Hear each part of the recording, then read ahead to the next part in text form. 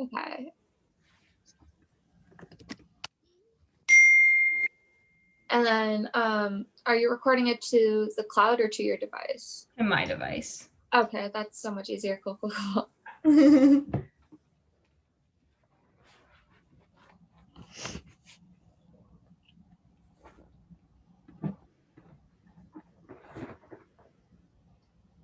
Can everyone see the screen? Is it all full screen and everything? Okay, awesome.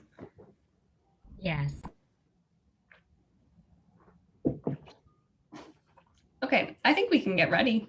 And people will just come in as we go. But anyways, welcome everyone to our cinematography meeting. Julia isn't here today, unfortunately, but we are going to continue on without her. So we're going to talk about cinematography. Obviously, it's a huge topic and something that you can delve into super, like, there's so much detail, but we're just going to kind of do a brief overview of what it's all about. Everyone make sure to scan the attendance QR code. Let me go back. Yeah.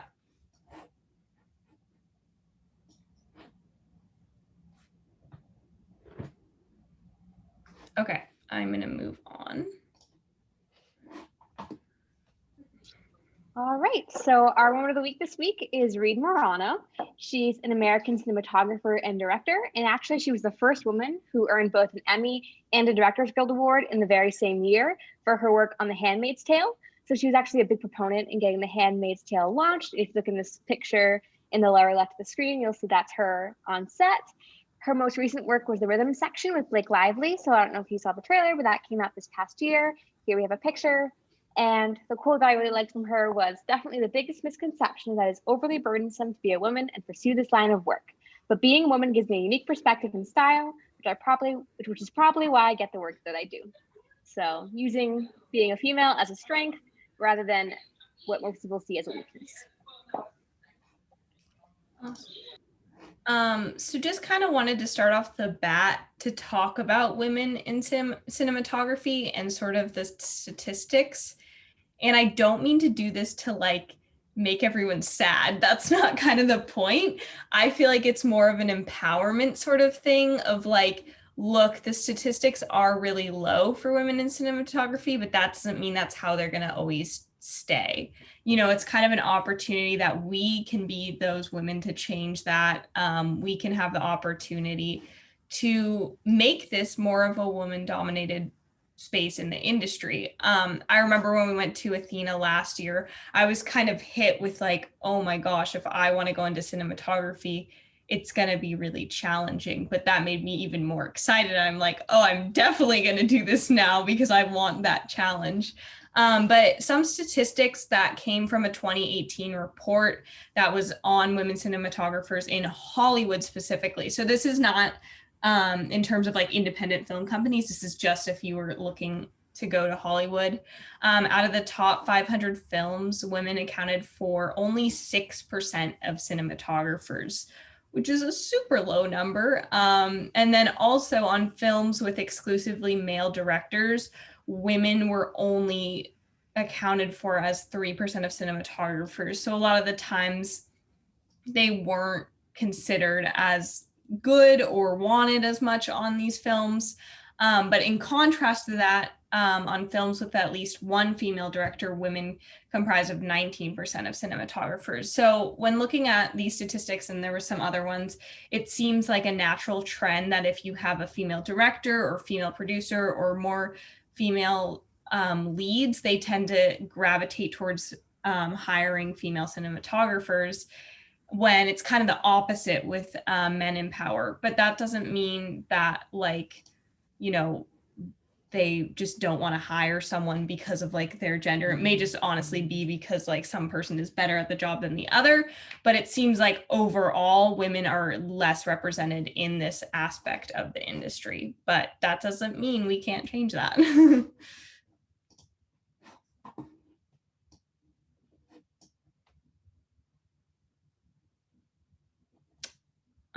Cassie, do you want to do this one?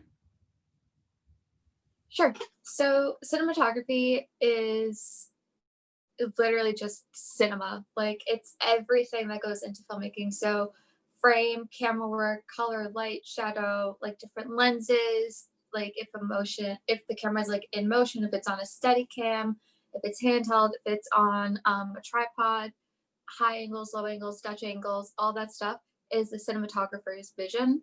And they communicate with the heads of all of the departments to like tell them what they want, and they also like obviously communicate directly with the director to get the director's vision across, but like in their own style. And yeah, like we said, there's so much that goes into it, but we obviously can't cover everything because this meeting would be like 3 hours long. But that's like a general overview of what a cinematographer is.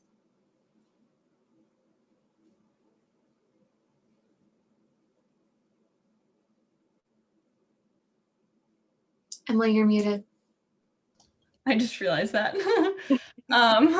So the camera and depth of field is something that is really important to how you want your film to look. It very much can change the mood of a piece. And it's also kind of fun to play around with different focal lengths. And basically that means like the focal length of your camera shows how much you can see within the frame. So it's like blurring out the background versus having everything in a wide shot and you can see everything. It also causes it to be like zoomed in versus zoomed out, which this like little graphic at the bottom kind of shows that. But this is something when you're a cinematographer to be aware of how you want to portray your subject. Like in documentary, you usually see like during interviews, the background is blurred out. And that's just like an aesthetic choice that people tend to gravitate towards, but it really is up to, you know, the cinematographer and what they want to have in their shot, what they want zoomed in, things like that.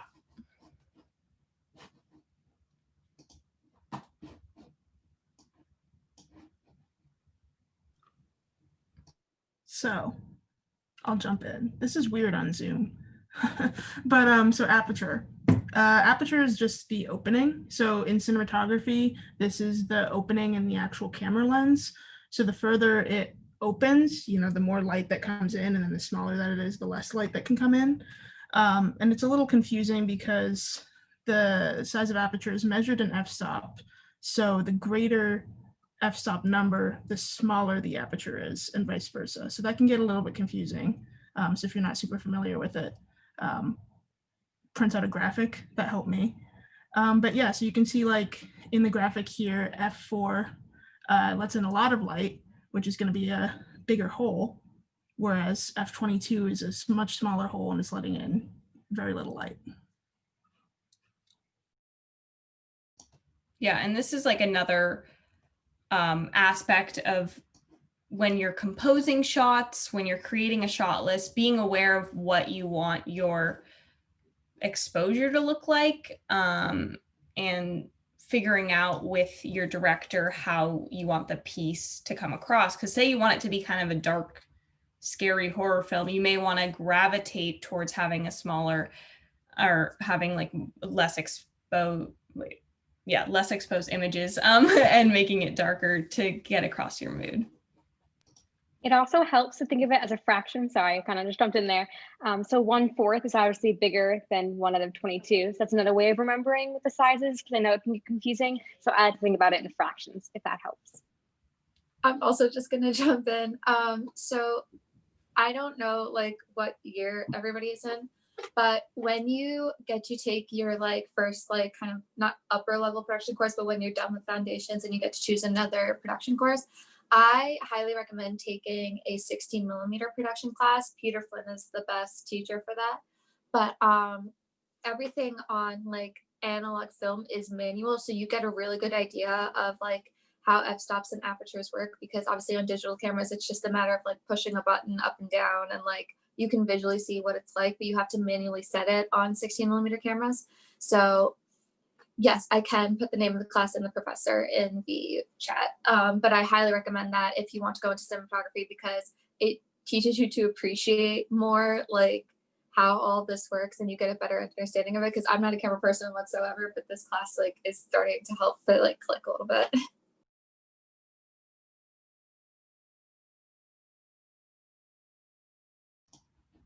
Awesome. That now, Cassie, you make me want to take that class. So I'm gonna look into that. So also aperture and depth of field is another thing. The aperture basically determines the depth of field. So what's in focus basically in your shot. The greater the f-stop, the deeper the depth of field is, and that's saying what will be in focus, how many, like there will be more objects in focus or in sharp in the frame. And then the smaller the f-stop, the shallower the depth of field is. And this is kind of fun to just play with on your camera, just kind of seeing how you can change the mood of your shot. Like if you just have some like tack on the floor and that's the only thing in focus, how does that change to if you have the tack and everything behind it in focus? Does it change the dramatic nature of that shot? Does it add? Does it subtract? You know, just kind of figuring that out and playing with it. And obviously, like all of this stuff is kind of hard to talk about if you're not actually, you know, dealing with it physically. But going out and just like using your camera and having fun with this helps create like a visual sense of what all these f-stops and everything that we're talking about actually feel like.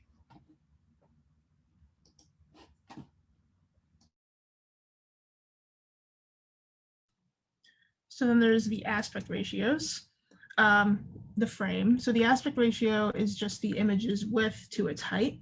So 1:1 is like a square because it's 1 wide, 1 high, 4:3, 4 wide, 3 high, et cetera, et cetera.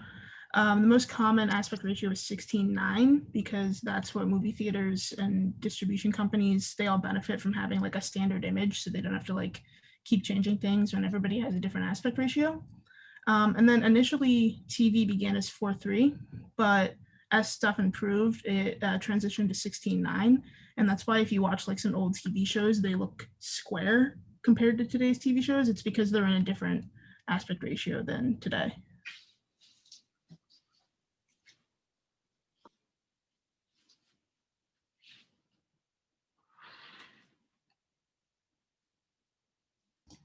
So obviously there's no, like, it's up to the filmmaker to do what they want to do with aspect ratio. Like, have fun with it, do what you want. If it fits your film better in a certain aspect ratio, totally do that. Like, I know I love Wes Anderson and I think he's super cool and I like how he plays with aspect ratio because it makes you feel something, like especially in the Grand Budapest Hotel, in this scene, like it's claustrophobic and he uses the aspect ratio to make it feel claustrophobic and to make everything work better to tell the story. So it's not a hard set rule, but one thing to know is you need to know these rules to be able to break them. And also have a reason. Don't just be like, oh, I like 4:3, it's cool. You have to have a reason for why you're choosing to use that aspect ratio.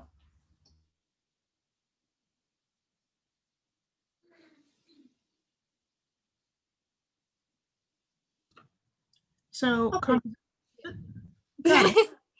Sorry, it's so weird to do this over Zoom. I promise we are like usually composed, but like Zoom and jumping back and forth is so weird. So I'll do composition. I feel like I can talk about composition. So composition just refers to the placement of objects or characters or anything that's like on the camera, like where they're situated in relation to each other. And the rule of thirds comes into I'm bad at talking. The rule of thirds comes into play here.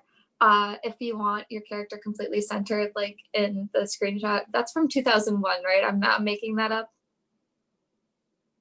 Okay, cool. So like you can see like he's perfectly centered and the shapes around him are like evenly spaced out. That's all composition. That didn't happen accidentally. That's how it's supposed to be. And then in the bottom picture down there, like you can like they played with the rule of thirds. So if you were to put a grid on that photo, they would each fall in where like the lines cross.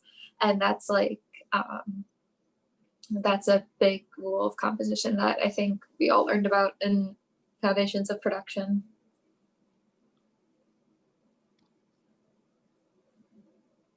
So yeah, the rule of thirds. You can tell like I don't have the like cursor because I'm not the one sharing my screen, but the grid is, this is what I was talking about. Like if you were to put the grid on any image, like the lines would cross at certain points, and that's where you want your characters to fall, so that you have an even amount of space of what they call like headroom. So the space between the top of the character's head to the top of the frame. Thank you, Emily. And then also like the rule of thirds isn't the only thing. Like you can, many other hidden lines, yeah. So like perspective shots, like over there, yeah, the lines cross so you can like, I don't know, this is like all art class stuff. Does anyone want to take this as like more, like I said, not a camera person? That's like, you know, leading lines. The middle one there is the Fibonacci spiral or the golden ratio. Leading lines again on the bottom, because you can see all those lines lead up to what you're going to be looking at, people coming down. It is very art class, but like you can, like, obviously these aren't by accident. Like people thought about, maybe nobody had like the Fibonacci spiral exactly in their head when they were filming this, but you get the idea. Yeah, you can like easily nerd out about these things and be one of those people who's like, I want to make this shot exactly like this so all my things will be correct. Like, and I appreciate people like that. Like, if you're going to take the time to sketch out your entire shot and like put it in all these lines, I think that's awesome. I also think it's really great to just have that moment when it actually comes together pretty naturally, because a lot of our eyes are pretty gifted to put things maybe not directly in the center or have it composed nicely where there's that little bit of headroom. It sometimes just comes naturally. So sometimes you see these and it's not always like they meant to do it, and sometimes they did mean to do it and they really planned it out. It just depends. But in general, to make a most pleasing image, this is kind of what you want to follow.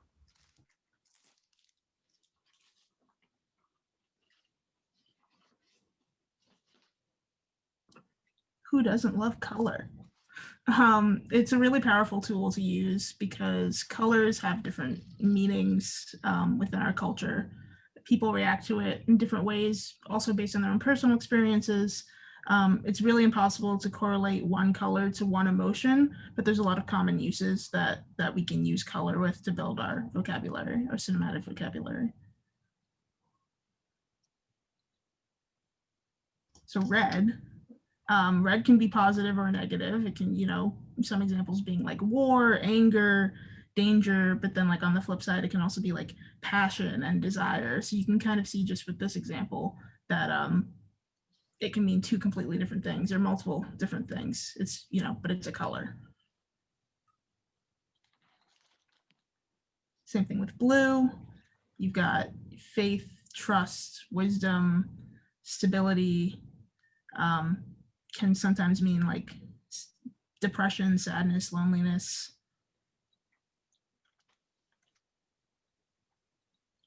Green can make you look really sick, sickly. It can mean like jealousy, greed, but also on the flip side, green's very like, you associate green with kind of like nature and energy and life.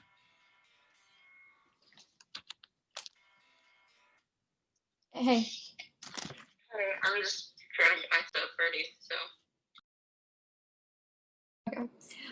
Okay. Light and shadow is my personal favorite thing to play around with, because lighting is what creates like depth within a frame. Because if you just had like a person like against like a plain background and you had them like just like completely like naturally like lit and there was no shadows, like the image would look flat. And like, but you can use like backlights, like in the bottom left picture, he is backlit to distinguish him because it's in black and white, so you can't like distinguish the colors. It distinguishes him from his background, otherwise he would just like blend in because they're all like black and white and gray and all that stuff.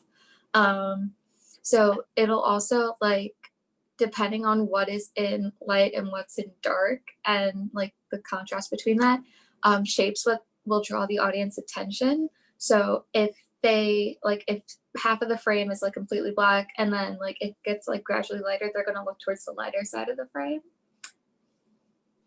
Some of my favorite examples of lighting are in film noir films. So if you've seen like movies like Double Indemnity, there's some really, really cool shots where the lighting, the way it's filtered and the way it's cast on the character's face creates this really cool aesthetic. So if you're really interested in light and shadowing, film noirs are a great place to look because they're also in black and white. So they're literally just using light and shadow to denote a certain mood. And going back to like the 16mm class, Emerson gives you reversal black and white style in 16mm film. So you are just working with black and white film, and you have to figure out like how to use like the light meter for that and like what shadows you want on your subjects. And that's what I mean. It's a really cool class. Like if you're into cinematography, like it teaches you so much about the foundations of that you take for granted with digital. So again, cannot recommend the class enough. I put it in the chat for those of you that want to take it. So I kind of touched on this last slide, but there's different types of lighting. So the key light is what will light your character's face and causes the most shadows. That's usually your most powerful light. And we don't have this on here, but like if you didn't want any shadows on your character's face, you would use a fill light to like counteract those shadows. But like you can tell like in the top left picture, he's like lit like with a key light. And then I talked about this last slide, backlighting to distinguish your foreground from your background, or like your character from their background so that they don't blend in, and it gives like a nice sense of like depth for your shot. And then there's high key lighting and low key lighting, depending on how dramatic you want it to be. So if you guys have seen Harry Potter, this is like the afterlife. So it's very like high key lighting. It's supposed to look like kind of like heaven, like you could, yeah. Low key lighting is like very dramatic, very dark. If you're having like a dark scene or like you're filming of like horror movie, we kind of talked about this. You're going to use a lot of low key lighting. It's not going to be as bright. Then you have natural lighting, which works when you're outside, where you would just get like reflectors. You don't really have to set up any like LEDs or Fresnel lights. Like you would just use like the sun if you can, and then use a reflector to like bounce the shadows. Practical lighting is something that isn't necessarily like, that doesn't mean that they're only using lights that are like part of the set design, but it does like give a reason for why the light is like on their face that way. So like there's a lamp in the middle of the table, so they're all being like kind of lit from an angle by that lamp. So that's practical lighting. It's like in the universe and gives like an actual reason for it. Hard lighting just creates a distinguished shadow, so you can see like by the lines there's like no like blending of like the darkest part of the frame and the lightest part of the frame. Like it's very clear defined shadows, and it gives a nice like shape. And then soft lighting is what you'll see in a lot of old movies. They lit specifically females with soft lighting to give them like a glow about them, and it's supposed to just like this like image down here, like it's supposed to just give like a very like nice like calm like sense. So obviously there's a bunch of different types of lighting that you can use for different purposes. So hard lighting, you wouldn't light a romantic movie with hard lighting, and you wouldn't light a horror movie with soft lighting. So it's kind of like up to your discretion how you want to tell your story through lighting.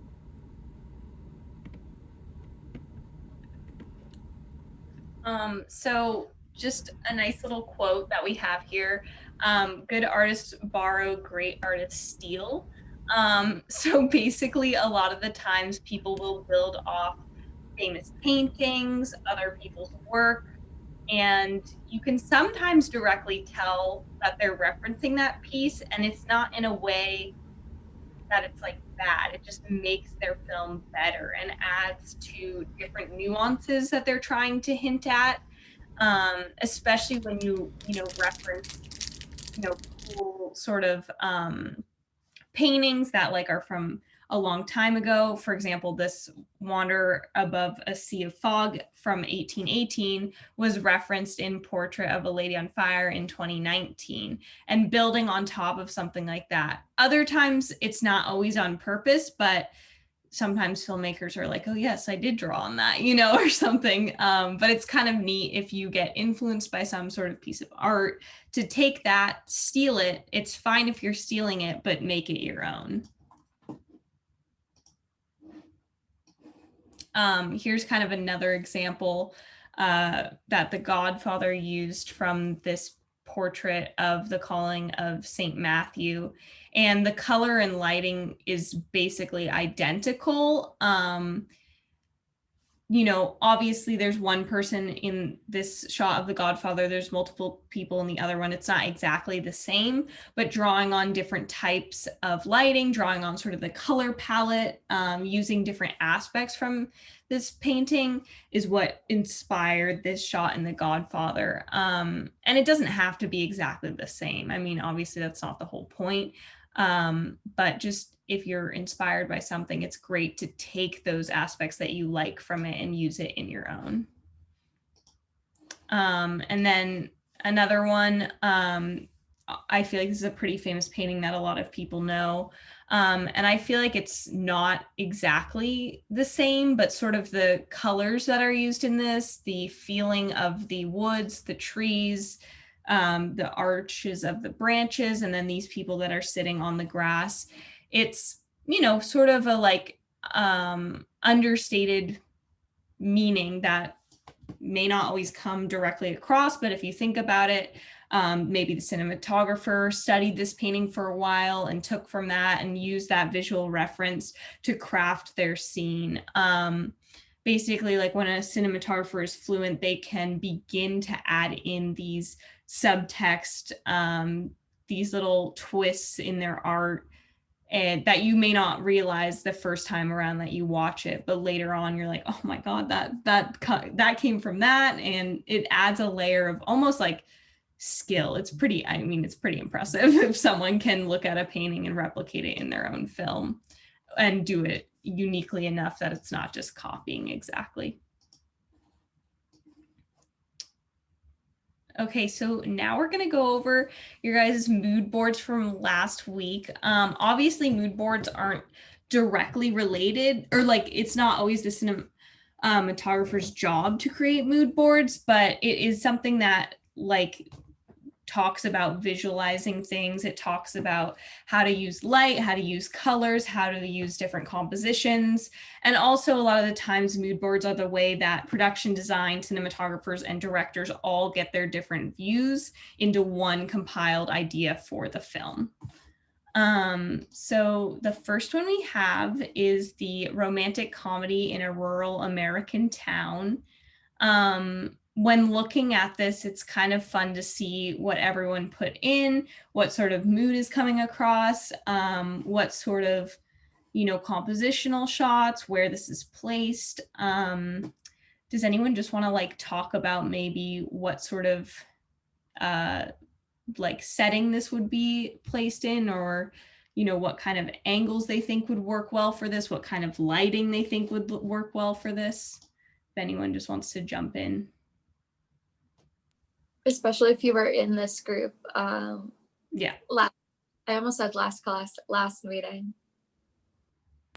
Hi, Alden here. I was in this group last meeting, and we made sure that it had like hazy yellows and greens, feeling like we were in a cornfield. That was the sort of filters and color tones we wanted. Awesome. And I think that really does come across really nicely. And as a cinematographer, you would be looking for finding locations that involve those color palettes, having that cornfield, you know, blues, not blues, greens and yellows. And then also during editing, you know, working on color correction and stuff like that to make it have that look. And it's also really cool to see, like, just like as a heads up for like this slide and the rest of the slides, we combined all of the images from the groups like on the online class, or oh my god, the online meeting, and then the in-person meeting. And as you could see, like you all picked very similar images with very similar like feels and color palettes and stuff just from this brief description of what the movie is. So I think that's really cool.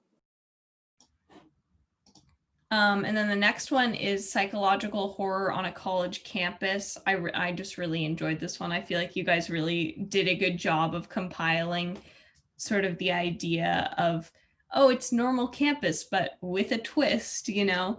Does anyone want to talk about maybe the colors that we see here, what they could portray, camera angles, what kind of mood is being set?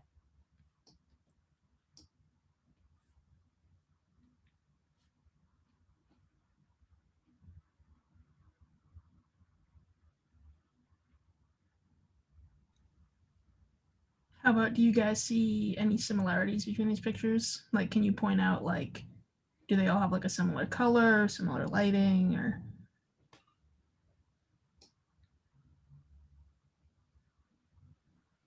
Well, I think that like they're trying to go for a lot of like unique angles and very extreme angles, because you have like the extreme close up of the eye, and then you have like looking down in a room, and then like the far back building. So definitely to just like, I think showing that like I think this is more of like, it seems more like psychological, or more like you think of like what new horror movies are going to be like.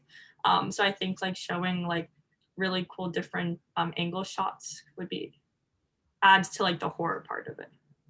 Yeah, absolutely. I totally agree with that. And I feel like a lot of times you get that kind of intensity and weirdness from horror films with the angles. Like it sets you on edge in a way, because it's not a natural angle that you see in a lot of other types of films. If you're, super extreme close up on someone's eye, or coming from some weird corner in the room looking down, it adds that sense of unease that you get. Okay, moving on to the next one. This is family drama set in ancient Egypt. Does anybody want to talk about this? Any similarities they see throughout the images? Maybe lighting. I know this photo definitely has some nice lighting here. Anybody want to talk about that?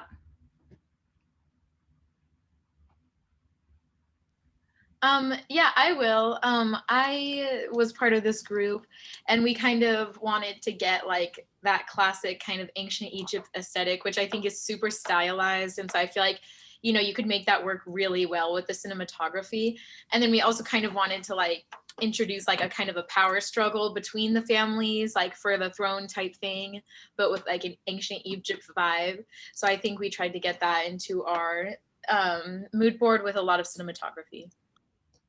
Yeah, absolutely. I feel like that comes across really nicely. And especially a lot of the wide angles here. We see that in this shot, this shot, this shot, and this shot. They're all wide angles setting the scene, because a lot of Egypt, I feel like, comes across from like these big structures that they have. And the best way to portray that would be using a wide angle. You're not going to go up close to the pyramid and shoot one brick and be like, we're in Egypt. You're going to show the entire structure, because that's what we're here for and that's what we want as audience members.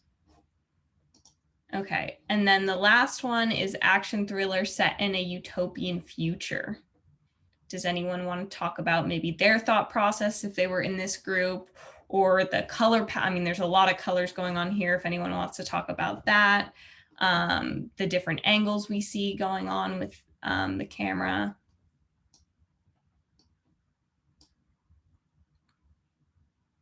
Composition is another big thing that I see in these images, if anyone wants to touch on that.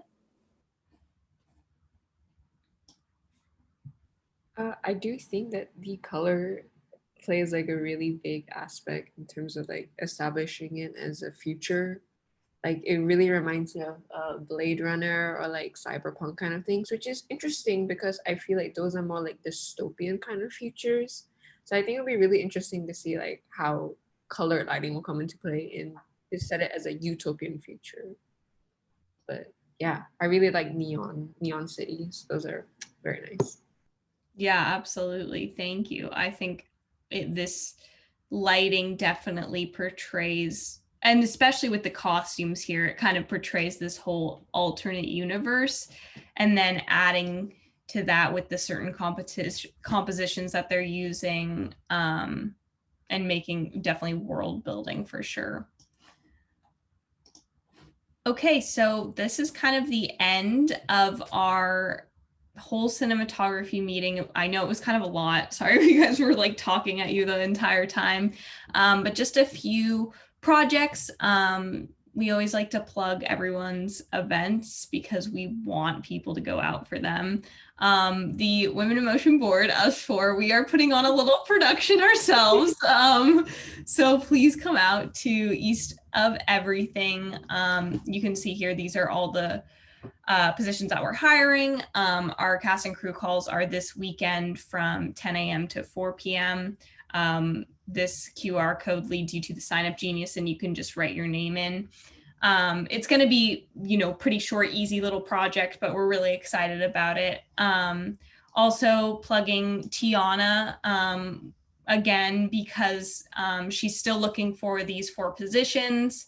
And it's definitely a bigger set. Like you will get more, probably more hands-on experience in like a BA setting, which is exciting. So please go out for that as well.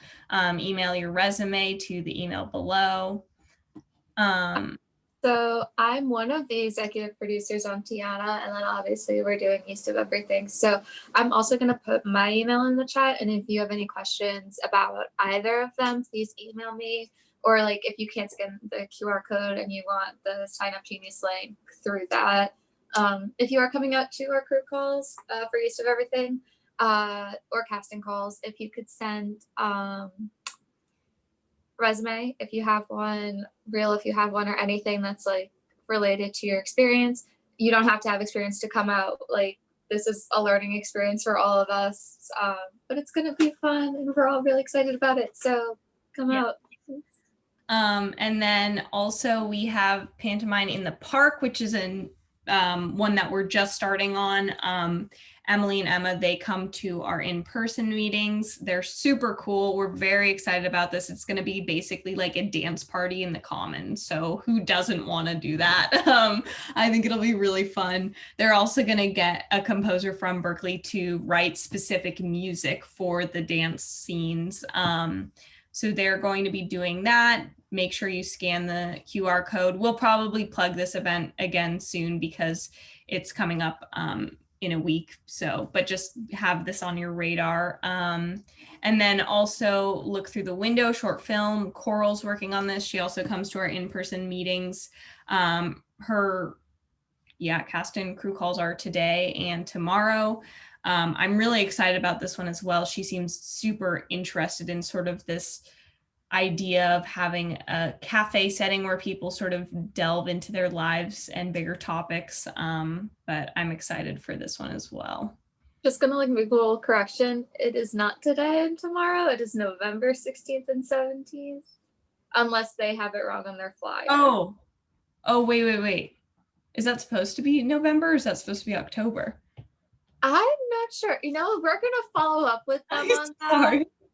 Because November 16th and 17th is a very, very, very late time to have cast and crew calls. So we're This gonna follow is Alden here, and I'm on their Sign Up Genius, and it says the 16th and 17th of October on the Sign Up Genius. So it is today and tomorrow. The flyer has a mistake. So yes, scan that QR code for the Sign Up Genius if you're interested on that. That's what I thought. I thought it was October. Yeah. But definitely check both of those out, scan those QR codes. Also, they're right now on our Instagram story. So if you miss it from this, they're there. Take a screenshot of this if you want. And then our final thing is just a promotion of this Women's Film Festival that is going on. You can submit your films to this link. It's in Denmark, which is kind of cool. I haven't fully looked into what the requirements are for it, but just plugging a place that if you want to think about distribution, if you're running a short film this semester, this would be a great place to start with that. If you are working on a short film, bringing that up to your director, your producer, or if you have anything that you've made and you think could qualify for this. I mean, plug everything, put it where you'll get, noticed, because it's a great way to network and also get your stuff out there, and also a good way to receive positive feedback from people. So just another thing that we wanted to share with everyone. But that's the end of our slideshow. Does anyone have any questions at all? Want me to go back to any of the slides if you missed the QR codes, anything at all? And you can just unmute yourself and talk, because when we have the screen share, we can't see everybody. So it's a little. Yeah.